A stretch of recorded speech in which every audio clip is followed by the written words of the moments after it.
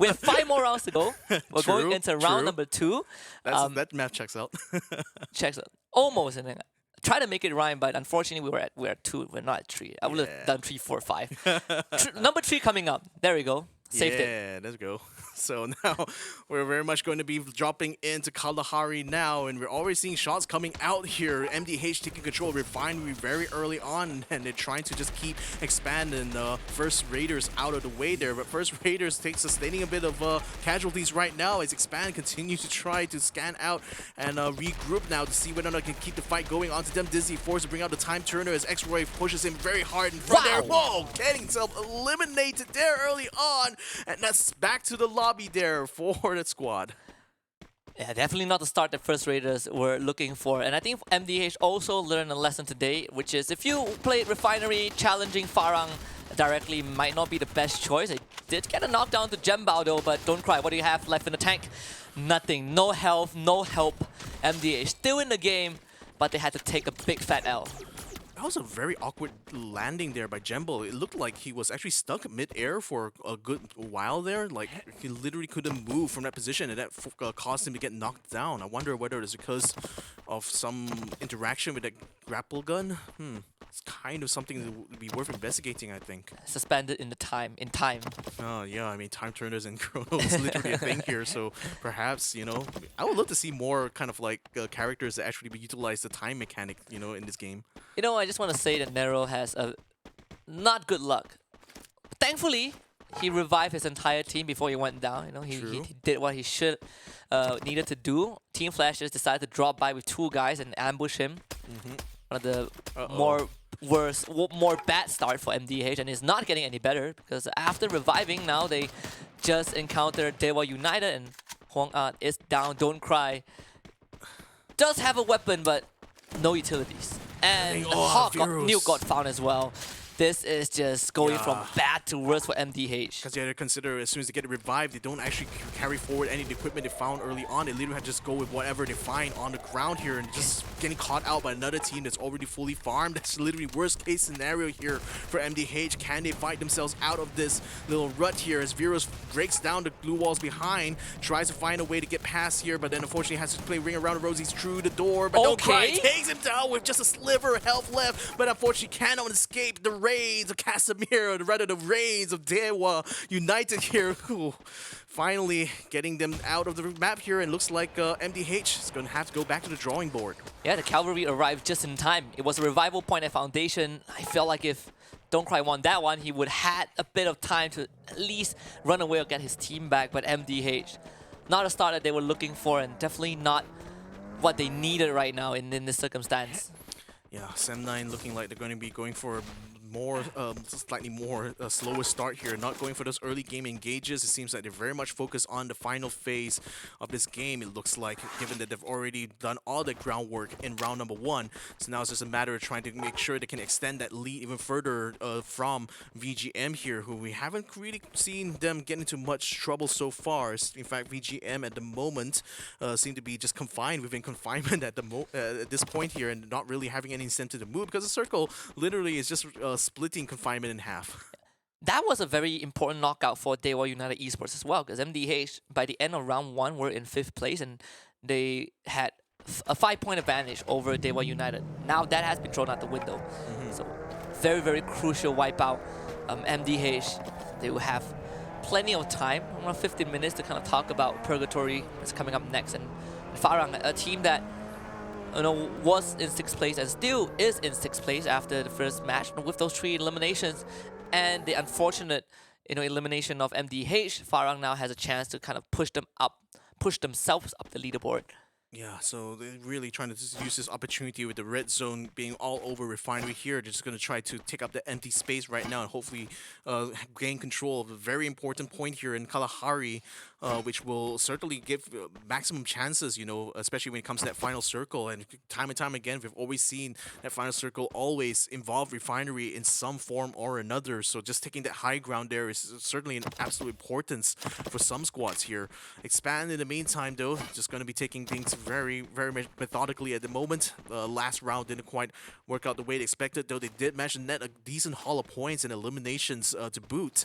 Now they're going to be seeing whether or not they'll be catching any teams trying to make their way to their specific revive point here, but given that they are smack dab in that middle of the circle, I think it's just basically trying to see where the next circle lands up, and if they hedge their bets really right, maybe that next circle might be closer to refinery than we might expect here, and that will actually put them in a very solid position.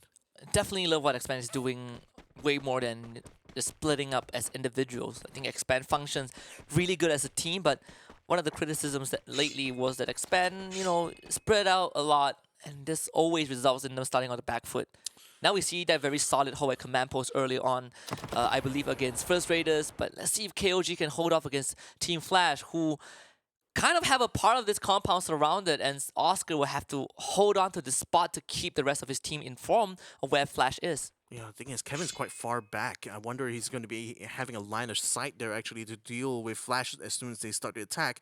Oscar is feeding plenty of information for his team though, so at least they are aware about where the movements are. Oh, a flashbang comes out. Oscar knows that he's under pressure now as Shin runs into the room. Now looks at the second floor. He sees one of the members of KOG up there. Doesn't quite pursue him quite yet. Yenbin now up on the second floor. Gets spotted by Oscar. Oscar forced to bring out a glue wall. Puts up two of them. Thankfully able to cut off the rest of Flash. Now he jumps out the window, able to regroup with his teammates now, but very much so, because Flash takes over the building while King of Gamers just empties out. So now it's going to be a bit of a reversal here, as Flash is now the one under siege, but they just have to depend on their last member, who is still lone wolf on the outside there, trying to interrupt them. But then King of Gamers now very much solidly focused on trying to take out the rest of Flashes inside the building here. Osaka forced to come out there with a freezing grenade, actually keeps them under pressure. Yenbin now rejoins the fray here, trying to break through the glue walls and trying to see if he can get a good shotgun, get someone in shotgun range there in order to get a knockdown. Now Shin breaks down the glue wall with his sword, now turns around, sees that Flash is just literally taking over the building here. King of Gamers now stuck on the outside trying to fight here. Shin using burning out whatever glue walls he has in his hands now to keep King of Gamers away. Yeah, I'm surprised that Kevin decided to join in. I thought that he would let KOG do the damage and go for the revive, but apparently KOG decided to commit entirely to this fight, and it felt like it is a grave mistake. KOG had no chance in the beginning, not when Team Flash plays like this. 5 eliminations and a knockout on the KOG. And I thought that KOG, they did well, right? They did well to hold back Team Flash with this crunch. Thought that there's a contingency plan for Kevin to bring his team back with a revival zone nearby, but the commitment towards the tail end was quite questionable. Well, the thing is that King of Gamers very much committed hard, to just rush the building. So I think that immediately put the positioning that we saw King of Gamers in was, that we saw Flash in kind of awkward, because like they literally had one member a little bit too far away. So I think it was actually better for them to actually regroup inside the building itself and try to meet King of Gamers. But then again, hindsight is 2020 though, and that's kind of the advantage of just using these kind of rush strats. You kind of can sometimes catch and punish bad positioning. Yeah, King of Gamers, unfortunately, despite that great start, now it will be back to the lobby. There's a lot to be kind of talked about for KOG, but for Flash, this is a good round for them. A good start at least. They need a couple of points to squeeze in the top 6. Farang still holding on kind of the proximity of Refinery. This is what we've been seeing for, what, close to a year now? This is Farang's stronghold. Yeah. They should, I think Farang owns Refinery. They have 100% stock of this building. Yeah, I mean, they went there very early on while the danger zone was still on top of Refinery. Now that it's already cleared off, they are already having a good position on top of the platform here to keep an eye out for a lot of people attempting to approach this zone.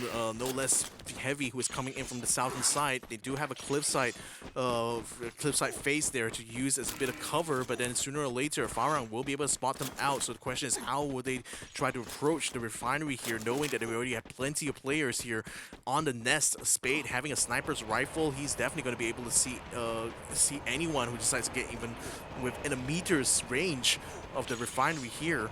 In the meantime, Dewa is also camping towards the western side. They also are a little bit wary about just going down out into the open field there, knowing that a team could possibly be camped up inside Refinery itself. And with Spade, just providing the cover from the top of the tower there, can certainly see that things are going to be kind of interesting now that in this case, Farang now is technically the gatekeeper because the next circle lands way outside the Refinery.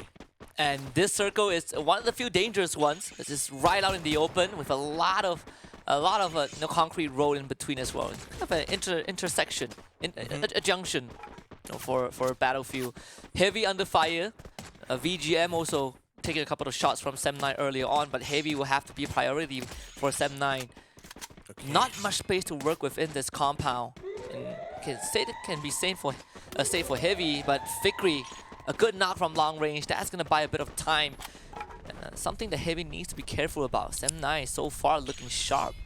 Indeed, sharp shots there coming from them, and now that's putting Heavy under even more pressure because Expand is also moving onto their position here, so they might actually catch Heavy in a bit of a pincer motion together with Sem9 if Sem9 decides to commit to that fight. But I think they're more interested in trying to keep the siege here. In the meantime, we see a couple members of Team Flash now making their way to Refinery, so Farang is going to have to turn tail and fight here. Another squad coming in from the northern side. BO already setting up camp here with a glue wall, sends some throwables up onto the platforms here, trying to flush out any members of Farang who's still attempting to try to use the sniper spot. Spade now trying to do his good work here with the sniper rifle, providing overwatch for everyone else in his squad now on the ground. Jezebel is struggling and trying to find a good base of fire. He's going to have to rapidly reposition himself. Good trouble being sent down. Yanbin under massive pressure now. He's half down his health. Bayo is attempting to try to find another flank, but cannot really spot the other members of Farang. And Norada doesn't quite get a clear shot because the rest of Farang just wrapping around. Jembal and Jezebel